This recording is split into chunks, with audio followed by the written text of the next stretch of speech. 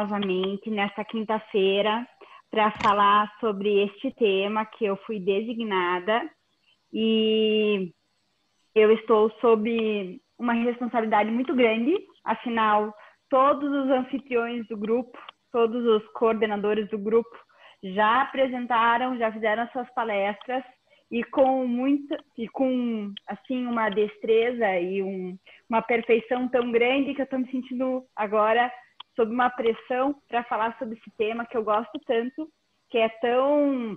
que possui tantos detalhes, né? Mas que, enfim, é um desafio em tanto. E para os que ainda não estão no nosso grupo de pesquisa, eu os convido a participar, porque realmente é uma oportunidade muito grande para aqueles que querem se aprofundar na pesquisa e até mesmo buscar aí um mestrado, um doutorado, a fim de dar aulas. Eu acredito que o nosso grupo ele tem esse diferencial porque a gente realmente foca nisso, foca na produção e na ajuda dos alunos, né? A gente foca nos editais para publicações. Então, aproveitem essa oportunidade, porque é única. Eu vou compartilhar aqui a tela e eu passo daí a palavra para o João, para ele começar aí a falar. João, é com você. Oi, boa noite a todos, obrigado aí pela presença, né? Então, essa primeira fala, né, era justamente para dar boas-vindas a todos, né? Também para dizer o que até o título ali ele tá meio que já é autoexplicativo, né? Mas que eu falei para Camila, né? Mas por que a gente vai falar de compliance se é um grupo que fala sobre novas tecnologias? E a gente está, na verdade, desde o começo desse projeto, quando começou lá com o Direito em Rede, né, uma página que eu tenho no Instagram de divulgação científica, desde o início, eu penso, e eu estudo no mestrado, né, minha pesquisa de mestrado, que já foi depositada essa semana, faz 2 dias que foi depositado, estou esperando marcar a minha banca de defesa.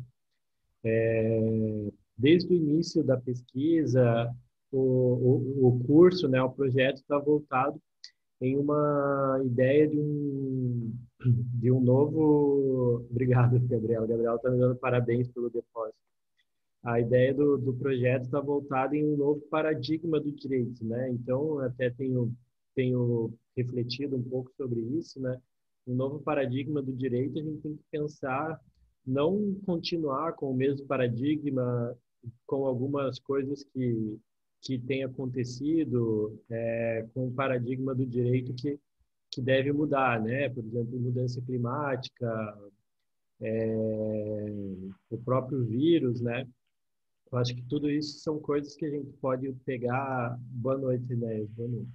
Que a gente pode pensar, então, no direito, nessas novas tecnologias, nessa nova forma do direito se portar em rede, né?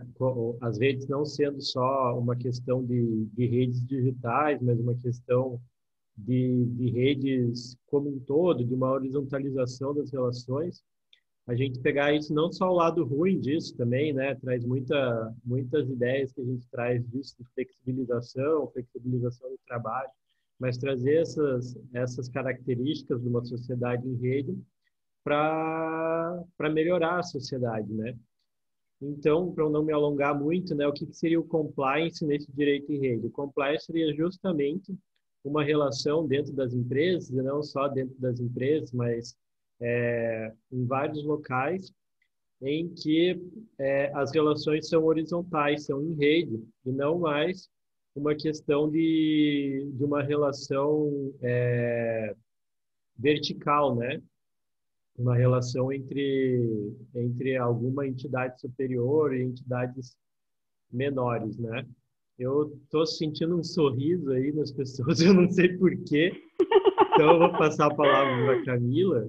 E aí, eu acho que era isso, só essa introdução que eu queria dar e dar boas-vindas a todos. E dizer que a reunião vai ficar gravada. Bom, Obrigado. muito obrigada aí, João, pela tua introdução. E como o João disse, ele realmente ficou me questionando por que ele falar de compliance, e bem, a introdução dele foi super bem explicadinha, né? E eu aproveito agora para dizer para vocês que isso aqui não vai ser uma palestra. Eu prefiro encarar isso como uma conversa com vocês sobre um tema que é tão atual, tão atual e tão utilizado, né? Principalmente agora, está bem em alta falar em compliance de empresas e por que aquela empresa tem compliance, mas acaba que esse termo ele é tão utilizado que ele acaba até sendo banalizado, porque as pessoas elas acabam se perdendo sobre o que realmente é o compliance, qual que é a base do compliance e os fundamentos que ele possui. Porque atualmente a gente sabe que o compliance ele é utilizado pelas empresas não só com o intuito, claro, de prevenção, de, como diz a palavra, to comply, né? Que é estar em conformidade. A gente já pensa na palavra seca, né? Estar em conformidade com as leis, com os atos normativos, com a Constituição. Mas o compliance acaba sendo muito mais do que isso. Ele acaba trazendo aqui para nós qual é a essência da empresa. Ele traz para nós uma transparência.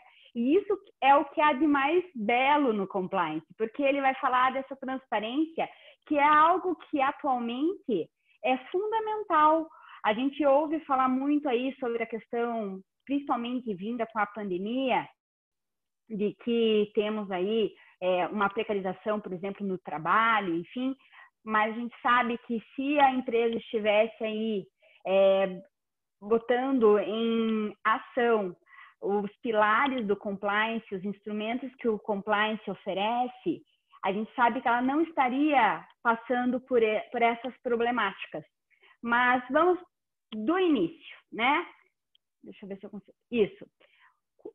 Falando rapidamente sobre o contexto histórico, eu sei que muitos de vocês nem se interessam muito sobre essa parte, mas é importante a gente saber que o compliance, ele já era utilizada internacionalmente faz muito tempo, vocês vejam. A lei americana, que foi uma das primeiras leis de compliance, né? Ela entrou em vigor em 1967 e logo após, em 2010, vocês vejam a diferença e a distância, né, do tempo, a lei britânica, o Cape Act, que foram justamente voltadas aí, utilizadas pelo governo para tentar aí acabar com a corrupção que estava ocorrendo lá nesses locais, né? Tanto nos Estados Unidos quanto lá, enfim. E eles estavam com essa pretensão, porque estava tendo muito desvio de dinheiro com as questões do Estado, enfim, e com quem se relacionava com o Estado. E por isso essas leis começaram aí a serem botadas em atividade justamente para tentar dar foco a essa transparência, né? Que as empresas deveriam ter mais transparência nas suas relações para que não houvessem aí tantos rombos financeiros. Claro, e por trás de todo esse rombo financeiro, a gente sabe que esse dinheiro poderia estar sendo utilizado para uma outra coisa, por uma questão muito maior. Então, essa era a grande preocupação. E, no Brasil, não foi diferente. A gente sabe aí de todas as situações, todas as notícias de corrupção que envolveram o nosso país. Tanto é que, inspirada na lei americana e inspirada na lei britânica, o Brasil ele criou aí a Lei 2.856 de 2013, que é a Lei Anticorrupção ou a Lei da Empresa Limpa, para justamente focar nessa transparência e ser principalmente um requisito para as licitações de empresas, né, que iriam fazer licitações com o governo. Então, acaba que, assim, eu vejo assim como muito tardia uma lei dessa para o Brasil, justamente por conta do nosso histórico, mas, enfim, ela veio e trouxe ali nas suas disposições a possibilidade, né, além de você poder fazer os acordos, né, para diminuir ali as condenações, né, o tempo de condenação, que é os acordos de leniência, né, mas também ter um programa de integridade, que é o conhecido programa de compliance. Então, para aqueles que não estão familiarizados com o termo compliance, é o programa de integridade aqui no Brasil, que já a palavra é autoexplicativa. Mas no que consiste esse programa de integridade, né? Porque a gente fica pensando, tá, ele é para estar... Espera só um pouquinho, gente. Tá. Justamente buscar essa transparência e essa integridade das condutas, tanto dos agentes públicos quanto dos agentes privados, mas, na verdade, como eu disse, é muito mais do que estar em conformidade. Ela trata, na verdade, de uma maneira de mudar como que eu posso dizer? De mudar as condutas, né? Mas também mudar Nossa, gente, perdi a fala aqui. Calma, esperem. Mudar, me ajudem. É que quem sabe faz ao vivo, entendeu? Daí isso pode acontecer. Não, mudar... Isso é verdade.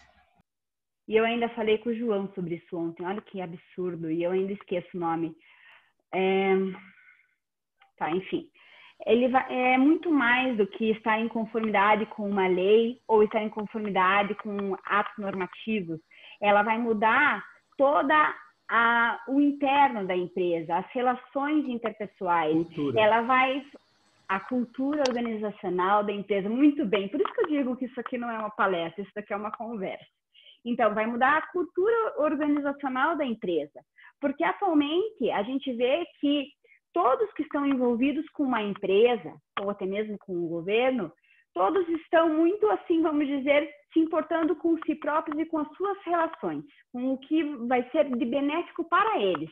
Mas, ao contrário, o compliance ele vem mudar essa cultura para que você se preocupe com um todo, para que todos saiam com benefícios. E eu, né, trabalhista que sou, vou agora, nesse momento da palestra, direcionar o nosso estudo, a nossa conversa sobre compliance para a área de trabalho. Por que para a área de trabalho? Porque, infelizmente,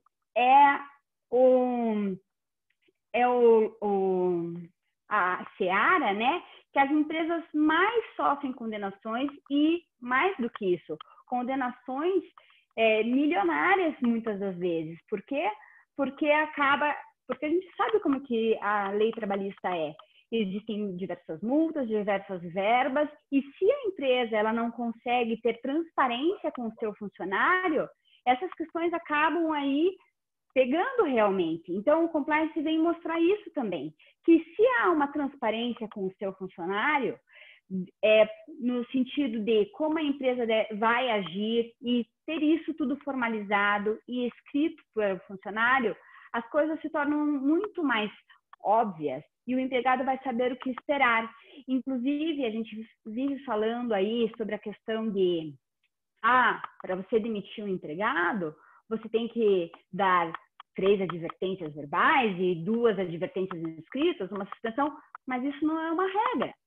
Porque a empresa ela pode muito bem determinar de que forma ela vai dar a advertência verbal, a escrita, a suspensão e até uma rescisão, de acordo com as suas diretrizes. E é para isso que servem os instrumentos do compliance, para justamente mostrar para o empregado o que a empresa espera, quais são os valores que ela possui, quais são os objetivos que ela possui, né? A missão dela, para que um funcionário ele possa, sim, estar agindo dentro da empresa, inclusive fora da empresa, de acordo com os valores dessa empresa. Por que eu falo fora da empresa? Eu sei, o empregador ele só pode ter a supervisão do empregado dentro da empresa. Fora da empresa, o empregado ele é livre. Hoje em dia já não pode se dizer mais isso. Por quê?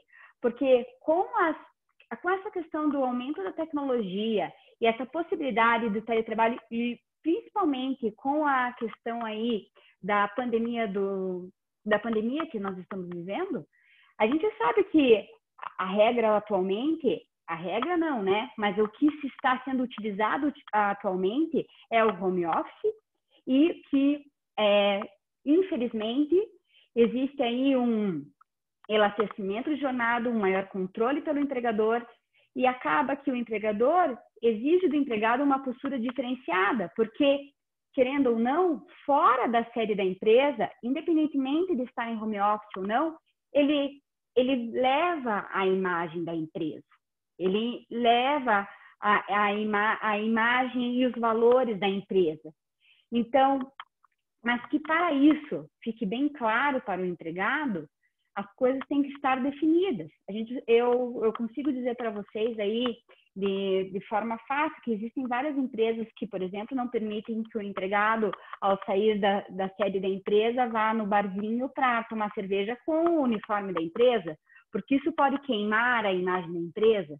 Então, mas todas essas coisas, elas devem estar muito bem comunicadas, porque senão, sim, existe sim a possibilidade de um empregado que venha a receber uma advertência, ou uma suspensão, ou uma demissão por conta desses pontos, pode sim haver a possibilidade de ele entrar na justiça, porque ele vai achar injusto. Por isso que a transparência numa relação de trabalho, que é o que nós vamos comentar aqui, ela é tão importante. E por que é tão importante, né, no trabalho? A gente sabe que a lei trabalhista é muito rica em detalhes, muito rica em normativas, e é claro que a empresa ela vai sim focar aí nas suas diretrizes, né, na missão, nos valores, mas ela também tem que estar de olho, né, ela tem que estar sempre visualizando as leis trabalhistas, a Constituição Federal, o que tudo isso busca, certo? Então, de modo algum, a empresa ela deve deixar de lado essas questões para fazer o seu código de conduta, que é um dos instrumentos, ou até mesmo o seu regulamento interno, ela vai estar baseada nisso. É por isso que um profissional que for responsável na área de trabalho, lembrando aqui, a gente está falando de compliance no direito do trabalho, mas existem diversas áreas de direito, por óbvio, e cada profissional vai estar responsável por uma área, porque o instrumento do compliance, né, os instrumentos que envolvem um programa de integridade, eles são muito mais que o direito trabalhista, né? Uma empresa tem a questão tributária, tem uma questão também civil, uma questão trabalhista. Então, todas as áreas que envolvem a empresa vão ser aí devidamente observadas e regulamentadas para realizar esses instrumentos, certo?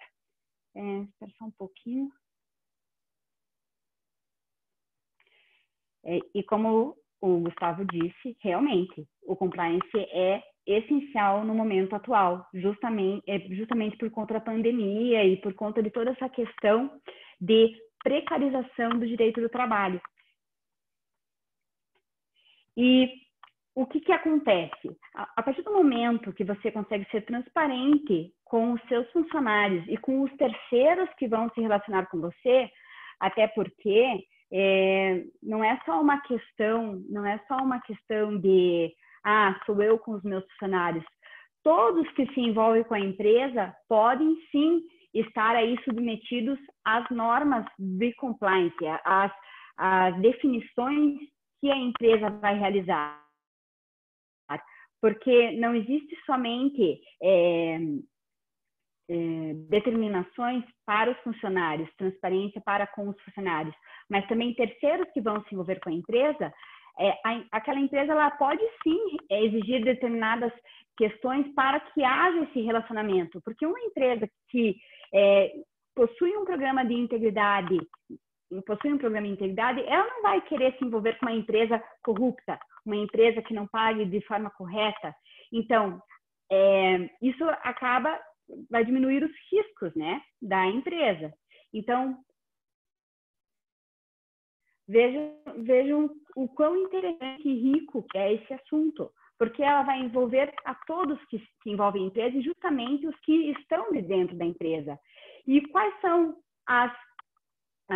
os benefícios, né?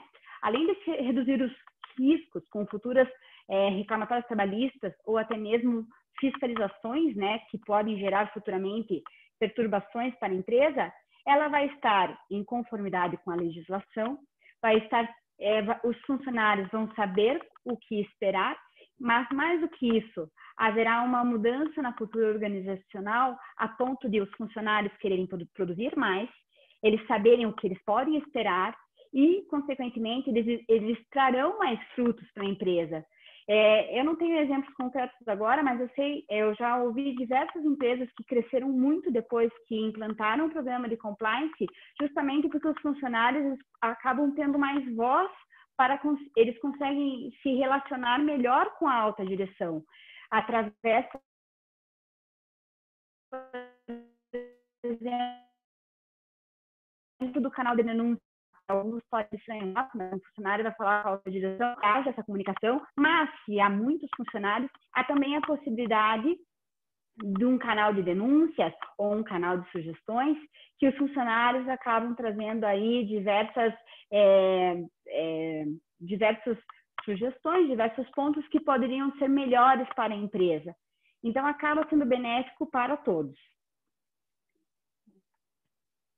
Então, em resumo, o compliance não vai ser utilizado só para um combate à corrupção. Ele vai reduzir os riscos, adequar as condutas, e eu acredito que esse slide ele está um pouco defasado, porque ele também vai mudar o clima organizacional da empresa, fazendo com que todos se beneficiem com isso. E quais são as etapas para que você possa implantar um programa de compliance? Primeiro, você vai pensar na prevenção. E como que a gente faz isso? O primeiro passo para realizar um programa de integridade, para implantar um programa de integridade, é você fazer uma pequena vistoria na empresa.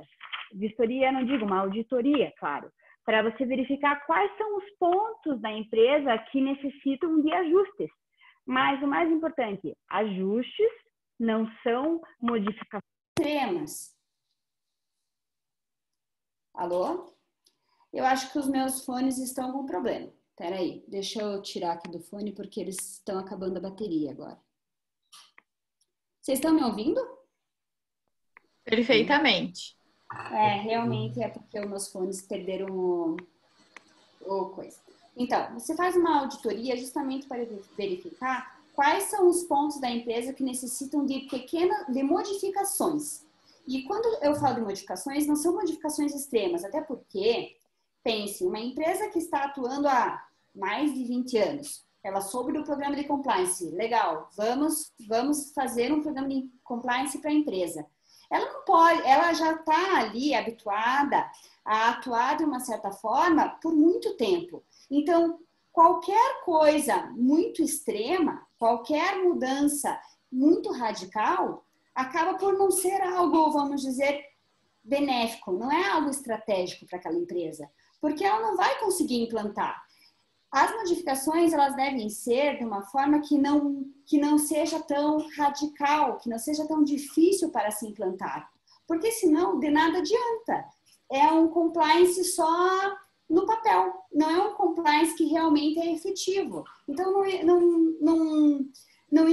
não existe compliance em efetividade. A gente tem que mostrar que todo aquele programa de compliance que você está implantando na empresa, ele realmente é efetivo, ele realmente está gerando frutos. Porque senão de nada adianta, é só um pedaço de papel. E a gente sabe que para implantar o compliance, isso não é algo barato.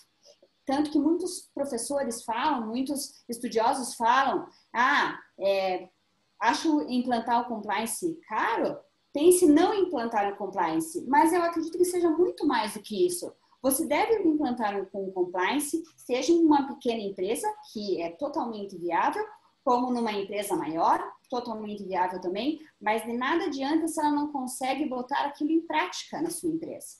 Então, voltando, primeiro ponto é a auditoria. Por quê? Porque as empresas são diferentes, você não pode copiar os instrumentos de compliance de uma empresa que é a tua concorrente ou de uma empresa que é similar a você ou de uma empresa que você admire. Cada empresa tem os seus problemas, cada empresa tem a sua forma de trabalho. É por isso que o compliance, ele é único. E é por isso que você tem que buscar o seu compliance. é até estranho falar assim, mas você tem que procurar um programa de integridade que é cabível para a sua empresa, para os problemas que estão na sua empresa.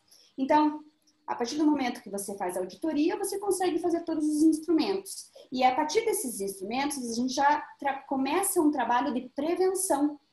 Porque você detecta os problemas, você começa a fazer ajustes nesses problemas através dos instrumentos de compliance e através do que está escrito ali. E, por consequência, você possui uma resposta.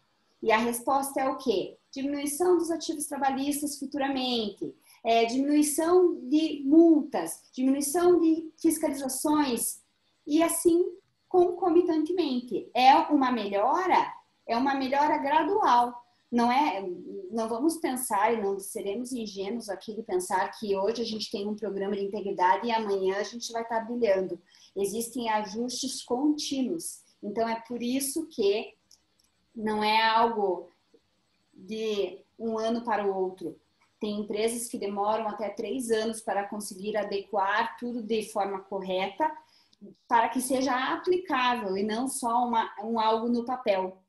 Porque isso é um compliance de aparência. Fala-se muito sobre isso e é isso que tem sido uma grande problemática quando a gente fala que o compliance está sendo banalizado pela população. Porque hoje em dia todas as empresas têm um programa de integridade, mas quantas que realmente aquele programa de integridade funciona?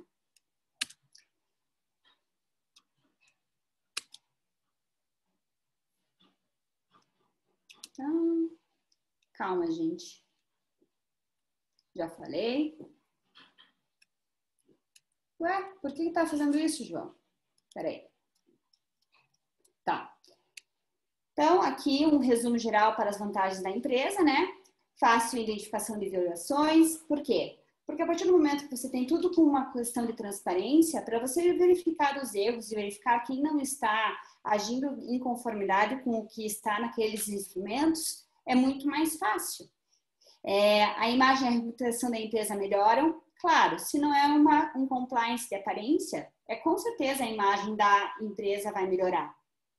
Eu até estava brincando com a Gabriela esses dias, até quando que o Condor vai ficar sofrendo essas condenações, certo? Essas condenações não digo, mas pense em como está a imagem desse supermercado perante a sociedade após tantas aí atrocidades, tantas condutas erradas e que são completamente aí que a sociedade repudia, certo? Então, assim, todas essas questões, desde lá do cachorrinho, isso também é o compliance, também tem que estar no documento. Por exemplo, o que o guarda deve fazer com o cachorrinho que está que está ali fora da empresa? Ah, tá fora da empresa. Não importa. Não tem que matar o cachorrinho, tem que mandar ali para um abrigo, tem que chamar. Pense em como iria valorizar a imagem do mercado se ele tivesse isso, estampado numa capa de jornal ou na internet. Condor vê animal, cachorrinho abandonado na frente do mercado e manda para o abrigo. Realmente, assim, são pequenas coisas que fazem toda a diferença. Então, por isso que o programa de integridade ajuda e muito a imagem e a reputação da empresa. Aumento da produtividade, porque, pois, como eu já falei, vai mudar o clima organizacional da empresa, os funcionários ficarão muito mais cientes do que devem e não devem fazer, eles terão mais abertura para poder falar o que eles acham sobre determinada questão quando eles pensarem que podem, né? Redução da judicialização, já falamos, redução de multas, redução da rotatividade.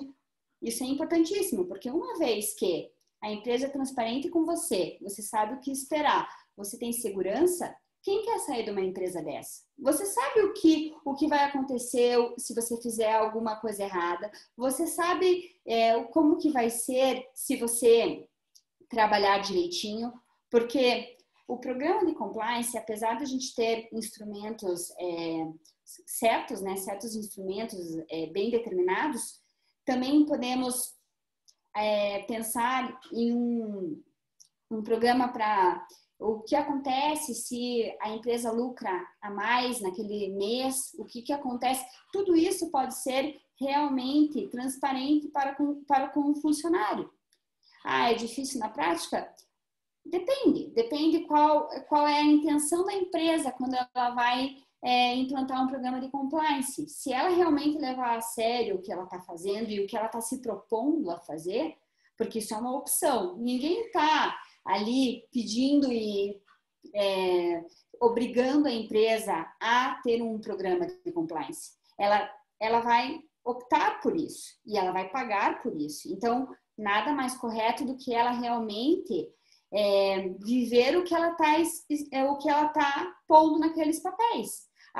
Tanto a alta direção quanto os funcionários, todos devem estar submetidos àqueles instrumentos, não somente os funcionários ou terceiros que venham a se relacionar com a empresa. Redução de acidentes de trabalho e a vantagem competitiva. Quando a gente fala de redução dos acidentes de trabalho, a gente fala aqui muito sobre os maquinários da empresa, certo? A partir do momento que você tem um programa de compliance, nada impede de você colocar de que forma que aqueles maquinários devem ser trabalhados, como que aqueles maquinários devem ser trabalhados. Então, isso acaba se tornando muito melhor do que você simplesmente ir lá, pode fazer da forma como você achar melhor, é assim, assim, assado, pode fazer. Não, existe um processo, a pessoa tem que entender, ela tem que ler. Então, a gente tem que pensar em tudo isso. E aqui estão os principais instrumentos de compliance. O código de ética, eu coloco aqui como a título de exemplo o código de ética dos advogados, mas também a gente tem os dos médicos, a gente tem, de cada profissão tem um código de ética, certo? Então, a gente tem que tomar cuidado com essas questões, saber qual é a atividade da empresa que vai implantar aquele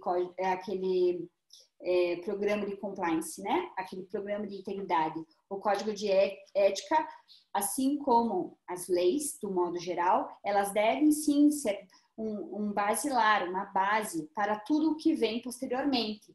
Então, todo o programa de integridade, todos os instrumentos do programa de integridade, eles devem estar de acordo com esses instrumentos normativos. Os códigos de ética de qualquer categoria profissional, eles são sim instrumentos normativos e vinculam a todos. O código de conduta, que vai instituir aí as normas internas da empresa, né? Tanto para empregados quanto terceiros, são normas gerais.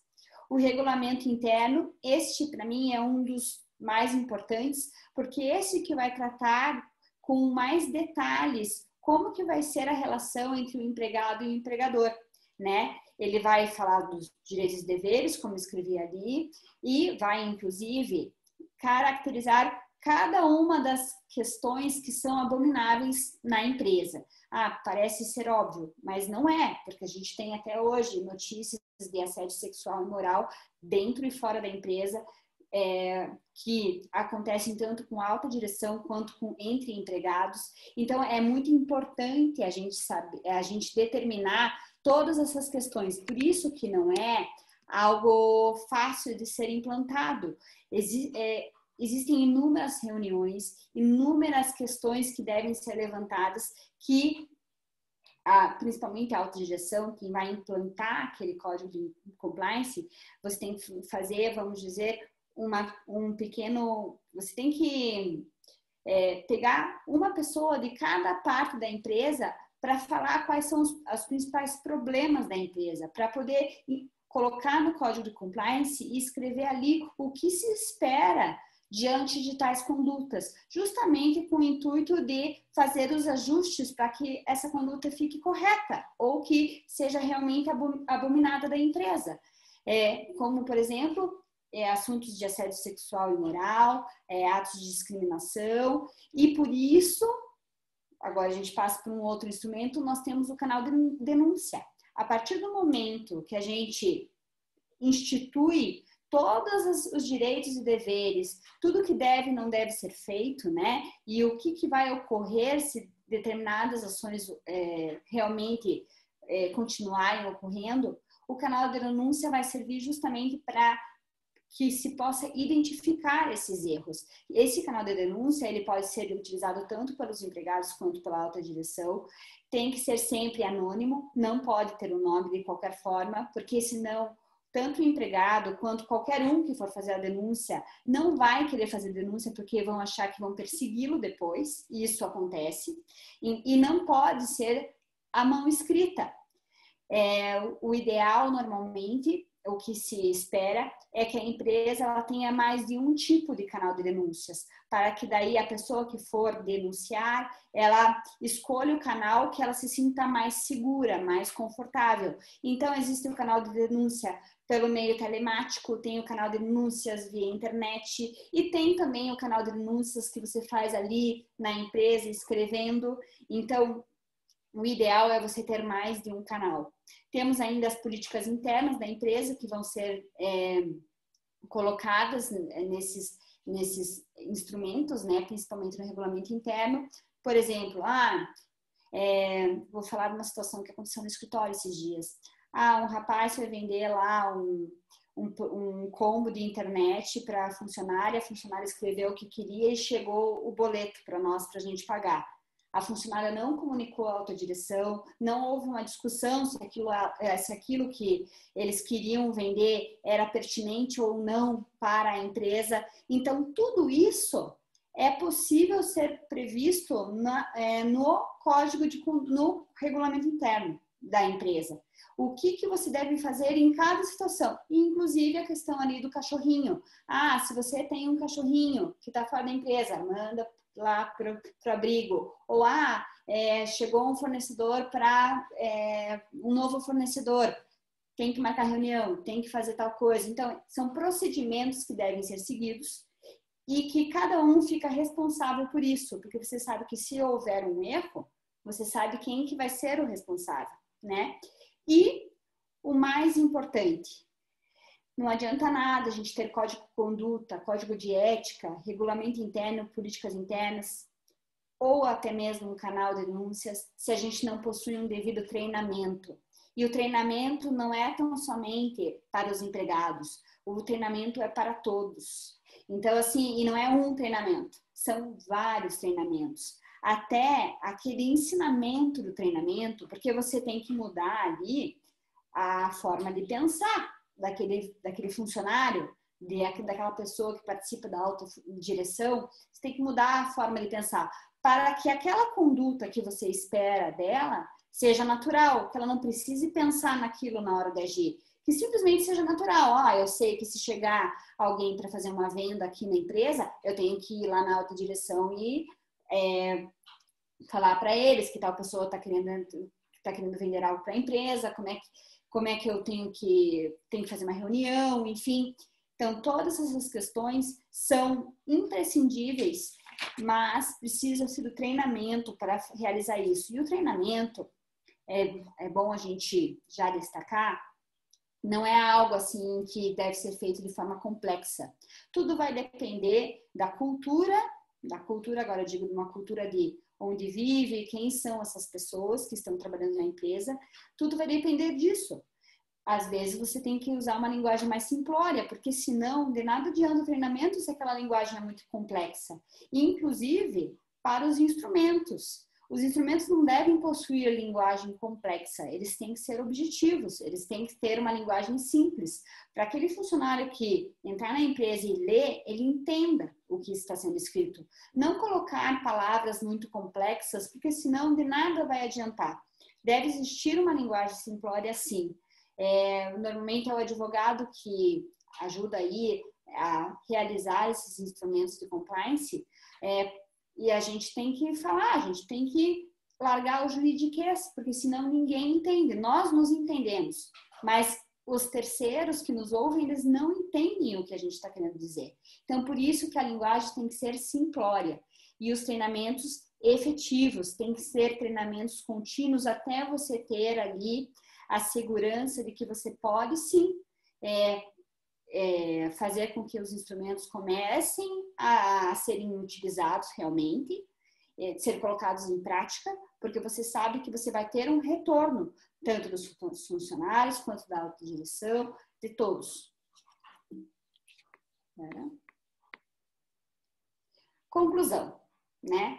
Eu sei que eu fui rápida, porque eu quero ainda abrir uma margem aqui para vocês, para perguntas e para até discussões que talvez eu tenha iniciado aqui, talvez tenha ficado alguma questão, e eu ficarei feliz em responder.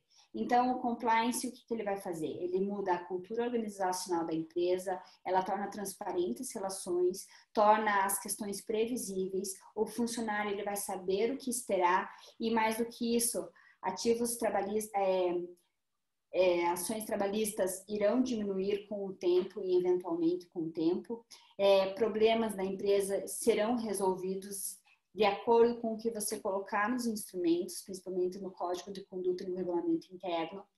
Os terceiros, né, fornecedores, enfim, que irão trabalhar com a empresa, se vincular com a empresa, serão fornecedores de mais qualidade, porque a partir do momento que você tem um programa de integridade, você não vai se relacionar com qualquer um, e o terceiro também não vai querer se relacionar com qualquer um. Todos buscamos empresas transparentes para com quem queremos nos relacionar. Então, nada melhor que uma empresa limpa, uma empresa transparente, uma empresa que você sabe que é organizada, que você sabe o que pode esperar. E, principalmente, aumenta a produtividade, aumenta os lucros. Então, são instrumentos, é um programa que tende a gerar muitos frutos para a empresa, desde que devidamente empregado e devidamente realizado. Não adianta prever nesses instrumentos coisas assim totalmente fora do que está fora do seu alcance, mas coisas que você já faz, essa é a questão. São coisas que você já vinha fazendo, mas que você vai adequar e melhorar, para melhorar a imagem da empresa. Então, agradeço muito a vocês e qualquer dúvida estou à disposição.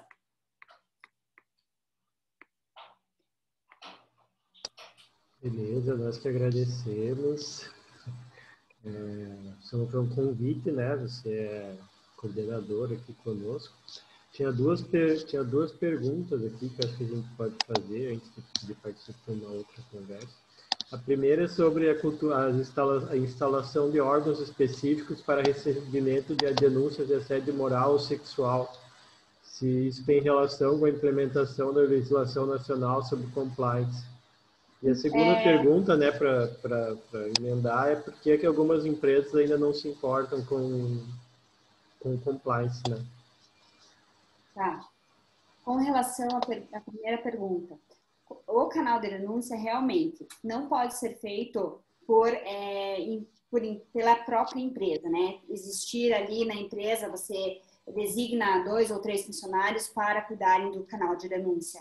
Deve ser uma empresa terceirizada para realizar isso, justamente porque ela não vai conhecer quem está realizando a denúncia.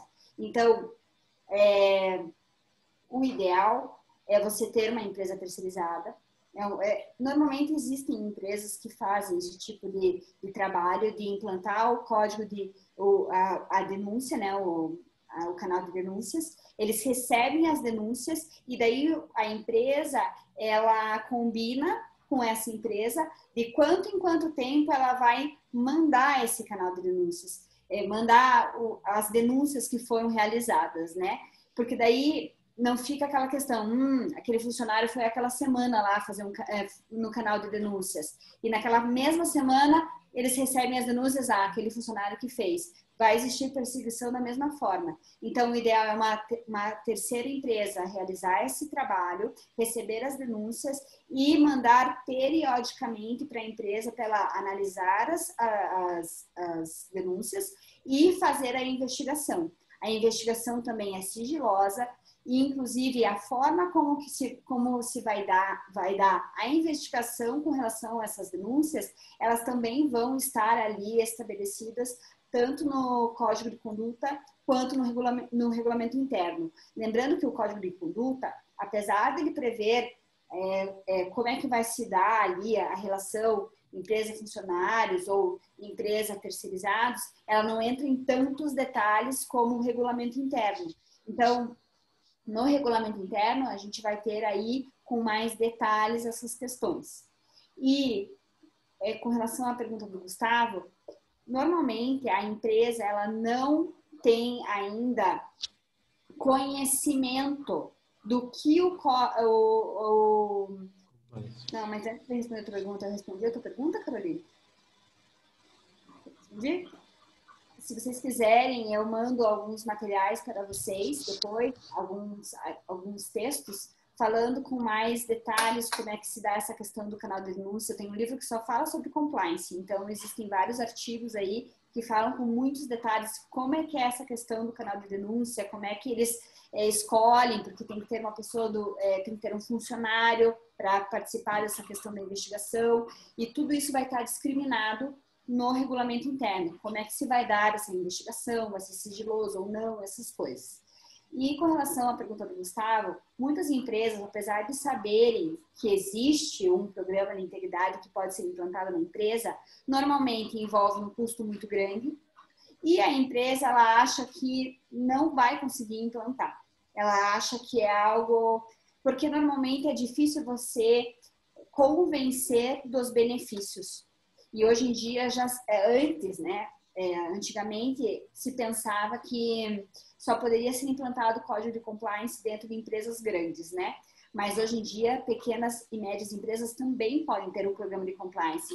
E justamente porque é algo bem personalizado, né? De acordo com as necessidades. E você não precisa ter todos os instrumentos. O advogado ou a pessoa responsável na implantação, a partir do momento que ela tem o resultado da auditoria, ela vai saber quais são os instrumentos cabíveis ou não. Então, custo e ainda não tem noção de todos os benefícios. Normalmente, a pessoa que vai apresentar para uma empresa as vantagens de fazer um programa de compliance, normalmente ela vai na empresa anteriormente, faz uma auditoria, verifica os passivos trabalhistas e existem hoje diversos programas do computador, você faz tabelas, tipo, olha, as tuas condenações são por conta disso, disso e disso. Se você tivesse, por exemplo, um código de conduta, essas condenações diminuiriam tanto, essa questão diminuiria tanto, você iria economizar tanto. Inclusive, todos esses instrumentos, né, quando o empregado ele entra na empresa, a empresa já fornece esses instrumentos para eles leem esses instrumentos e eles assinam esses instrumentos, podendo... eu estou falando horrores de instrumentos, mas aqui não tem uma forma melhor de falar de todos ao mesmo tempo, né? Todos esses códigos, né, do programa de integridade, eles podem ser usados, sim, como meio de prova em ações trabalhistas, justamente para demonstrar para o juiz que existiu uma transparência e que os funcionários tinham conhecimento de como que iam se dar os procedimentos, as políticas internas com relação à demissão, com relação a como se daria uma advertência, todas as questões, até a questão de atestados podem estar previstos ali. O Omar perguntou sobre o que você acha sobre a LGPD e o Código de Conduta. Você acha que o LGPD pode estar dentro do Código de Conduta ou que é necessário um instrumento específico? Até porque a conduta até porque até porque existem dados de colaborador, fornecedor e cliente, né, da empresa. Assim. Eu acredito que no Código de Conduta pode ter, assim, normas gerais da Lei Geral de Proteção de Dados, né? Mas também, mas acho melhor ter um instrumento à parte, porque senão o Código de Conduta fica muito extenso. E o mais importante, o Código de Conduta fica muito extenso, mas o mais importante é que a Lei Geral de Proteção de Dados, no caso de empresas, né, eu acredito que, assim, tem que ser muito bem direcionado para saber o que é de interesse para aqueles empregados. dou exemplos.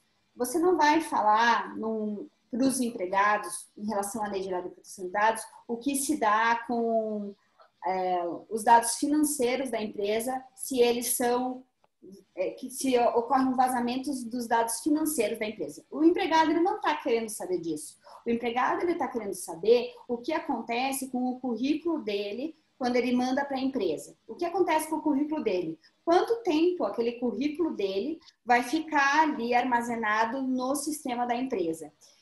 Mas o que vai acontecer com aqueles dados que o empregado fornece para a empresa? Por exemplo, a questão de qual é o gênero da pessoa. Hoje em dia a gente tem aí essa questão de ser homossexual ou não. Tipo, às vezes a pessoa não quer que isso seja vazado nem para terceiros fora da empresa, se caso haja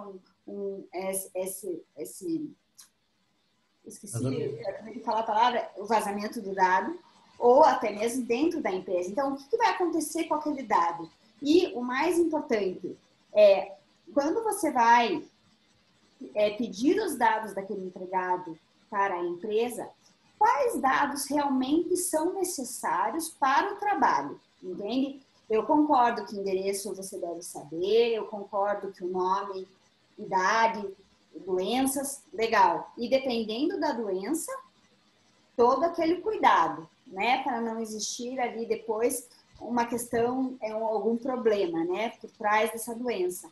Mas a empresa tem que tomar cuidado para não pedir dados desnecessários do empregado, que não fazem a mínima diferença no trabalho dele. Então, essa eu acho que é a principal questão, que você deve colocar no código de conduta. A questão de gênero não vai ser divulgada, a questão, os dados vão ser armazenados aqui tanto tempo depois que você sai da empresa. Então, acho que tem que ser bem direcionado, ver o que realmente o funcionário quer saber, e não de um modo geral. E a Lei Geral de Proteção de Dados e tudo que ela envolve é muito amplo, então tomar esse cuidado.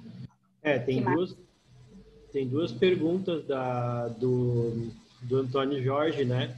Ele pergunta como está sendo a receptividade das empresas do programa de compliance, né? Qual a maior resistência, custo ou dificuldade em modificar a cultura interna? E a outra pergunta que ele fez é sobre se o código de conduta dos empregados é feito de forma concomitante ao regulamento interno para ser implantado pelas empresas. Tá. O código de conduta dos empregados é feito de forma... na verdade, assim, ele pode ser feito, mas é muito difícil, porque cada código, ele demora um tempo para ser realizado. Então, o ideal, você pode se inspirar no código de conduta para fazer o regulamento interno. Mas é difícil, dependendo da equipe, né? Depende de quem vai realizar os códigos, né? Existem equipes que vão fazer isso. Então, dependendo, você pode fazer concomitantemente, mas tomar cuidado para as informações elas não serem controversas, né? Não se confundir ali nos objetivos de um e de outro, né? Tem que ter tudo, vamos dizer, uma sintonia. Com relação à receptividade. Bom, eu já respondi essa pergunta para o Gustavo, mas eu vou retomar. Normalmente, o custo para a implantação ele é muito caro. Como eu disse, normalmente as empresas elas conseguem, sim, se adequar, mas desde que não sejam realmente mudanças muito expressivas, mudanças que mudem radicalmente. Mudanças radicais nunca são bem-vindas. Você tem que ver o que você tem e trabalhar com o que você tem. E tentar modificar de uma forma que seja natural para a empresa aquelas pequenas questões, né? Com relação à dificuldade de modificar a cultura interna, na verdade, vai ser um trabalho conjunto de todos os instrumentos, né? Então, assim, você tem que investir muito nos treinamentos para que você consiga aí fazer essa modificação. E não esperar que seja de uma hora para outra, mas demora um tempo, né? Você vai sofrer demissões, vai ter muita advertência, mas vai dar certo. A longo prazo sempre dá certo. Acho que a última pergunta, né? Que a Sim, porque eu tenho uma aula para dar. Falei. Tenho uma aula para dar hoje numa faculdade. Ela vai dar uma aula, então às 7 horas. Então, sim. Mas só terminando, então. Eu tenho aí 5 minutinhos. As pessoas têm que ter. Sim, porque tudo vai depender da área que você vai trabalhar, né? Ah, João, eu vou ler a pergunta, você não lê. Esse processo de auditoria prévia, para que seja feito o código de conduta e os demais instrumentos, devem obrigatoriamente ser realizados por uma equipe multidisciplinar. Normalmente, cada especialista vai cuidar da sua área. Então, o advogado trabalhista, ele faz uma auditoria de documentos trabalhistas e, assim, se a empresa é muito grande, você faz por amostragem. Então, 30% de tudo, 30% dos cartões ponto, 30% de contratos, o advogado vai pegar e vai também analisar tudo para verificar o que vai ter que ser realizado para fazer ajustes de acordo com a legislação trabalhista e de acordo aí com os códigos pertinentes ou convenções coletivas. Não é por nada não, mas eu acredito que o advogado trabalhista é o que tem mais trabalho nessa brincadeira, né? Porque verificar convenção coletiva e verificar contratos trabalhistas não é fácil. E cartões pontos, então, nem se fala. Então, eu acredito que seja uma questão bem complexa, né? E é isso aí, gente. Espero que tenham gostado. Eu realmente, eu falo demais, eu sou muito animada para falar desse assunto. E eu tô indo agora para uma aula que eu também vou... Tipo, eu tô toda animada também. Hoje é o dia da animação. Então, eu espero que vocês tenham gostado. Os que não participam do grupo ainda, por favor, vocês são super bem-vindos. O João já colocou aqui no bate-papo o link para o WhatsApp. Como eu falei anteriormente, a gente tem aí uma abordagem e um direcionamento para aqueles que querem se aprofundar nas pesquisas, fazer publicações, buscar aí um mestrado, um doutorado, dar aula. Essa é a nossa missão. A nossa missão é essa e temos muitos alunos maravilhosos que são aí, hoje em dia, nossos braços direitos. Eu não vou falar nomes para ninguém ficar com ciúme, mas daí Mas é isso aí, gente, tá bom? Uma boa noite. Se puderem ficar um pouco, quem